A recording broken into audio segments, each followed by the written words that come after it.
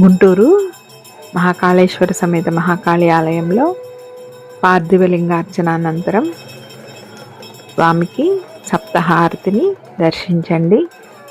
ఈ సప్తహారతిని దర్శించడం వల్ల మనకు సకల కర్మలు తొలగి మోక్షం ప్రాప్తిస్తుందని పురాణ వచనం. అందరూ సప్తహారతిని దర్శించండి.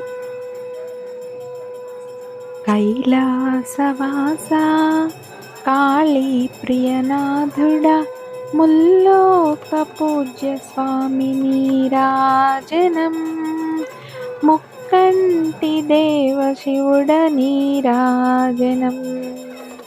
కైలాసవాస కాళీ ప్రియనాథుడా, ముల్లోక పూజ్య స్వామి నీరాజనం.